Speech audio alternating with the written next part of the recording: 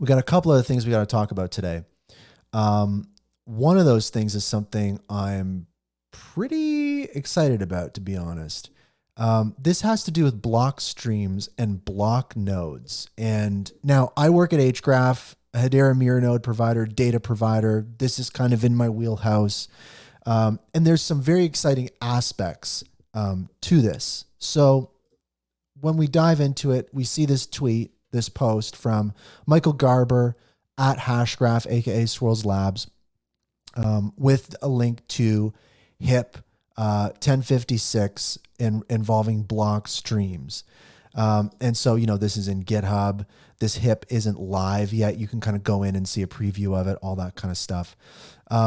So when we talk about block streams and block nodes and mirror nodes and these different types of things, what we're talking about is this other half of the network, the data side of the network, right? I talk about this a lot on the show, where many of the news stories we talk about, many of the exciting things that we talk about when it comes to Hedera are revolving around consensus nodes, putting stuff into the network, transactions, revenue, this, that.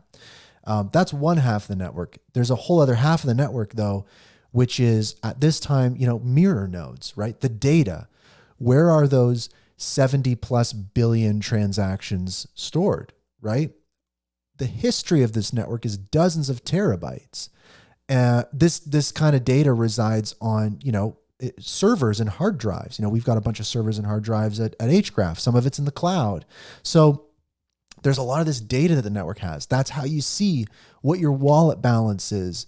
That's how you see your NFTs. That's how you see the charts about these different types of things. That's how we can see TPS. That's how we can see revenue, this data that we get access to. And so with these block nodes, and block streams, what this means is it's about making it easier and less expensive to operate this data side of the network, because that's a huge problem with it. It's very costly to provide this data and get this data that the network produces. We want to make sure it's as decentralized as possible, and that a kind of an economy can be created around this data, because some of it's really valuable.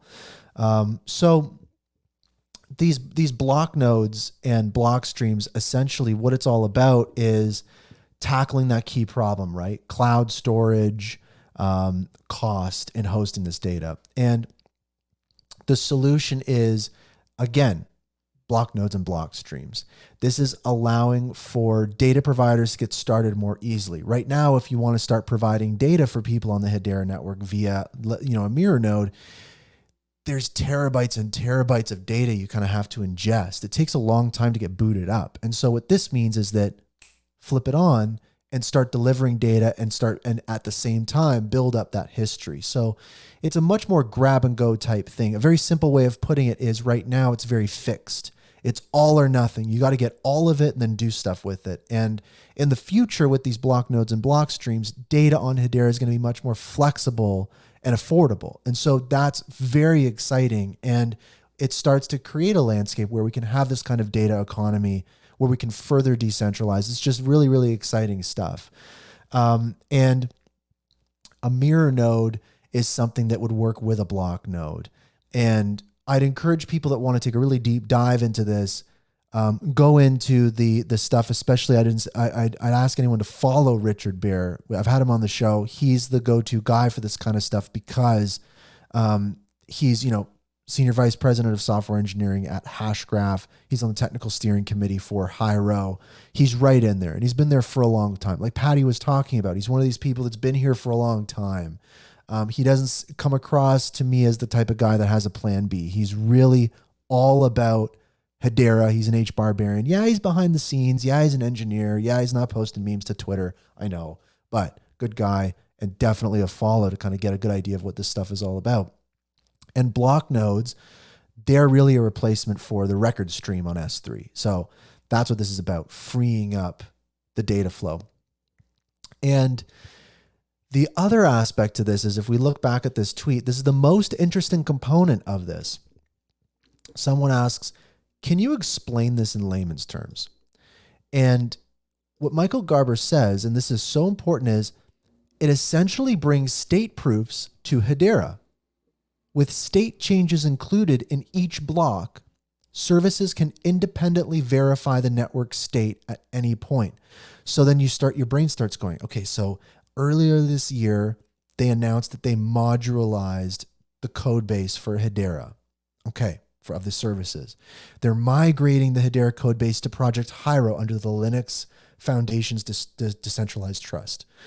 They've got this new massive HIP that's been a long time in the making, enabling state proofs. Okay, so you start to build up this connection here and you go, wait, are these the like infinity stones that we've needed for community nodes and anonymous nodes? And the picture's starting to become a little clearer, guys. I know that Hedera has been criticized when it comes to the roadmap, and they've had community nodes coming soon forever, and it keeps getting pushed back and pushed back and pushed back and pushed back. And so I get excited because now it's starting to make more sense. I wish that we would understand this stuff more as we went along. I wish there was more transparency around this. I think that it's been a detriment to the ecosystem to not have the transparency on all these things. But it's starting to make more sense now. And it's starting to feel like the pieces are being put in place to enable these types of things we want to see. So Michael Garber continues, he says, state proofs allow you to confirm any data on the network, like account balances, smart contract states, or transaction details without requiring the full state. It is a game changer for audits, cross-chain applications, and real-time data verification. So this is huge. This, I would encourage everybody to take a look at this. It feels like all these different ingredients I was talking about is all starting to come together and boil in a bit of a stew here, like Grelf and I were talking about episodes ago.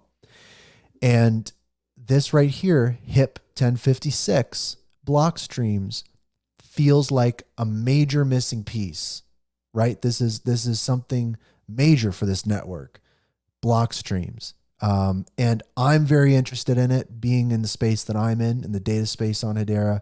And this is something we're investigating very closely. And this is a story we're going to follow very closely. Maybe I'll have Richard on the show again, who knows? But this is something I'm very, very, very excited about. And I think everyone should be excited about it. So keep an eye on this. We've got some real-time reactions to this as well. Grelf says is major. Very true. Milton says, oh my God. Absolutely agreed. And do we have any other comments from the show? Honestly, we're too deep into it. I'm scrolling back on all these comments. I get so many comments during the show. I got to get some kind of person to help me with these comments.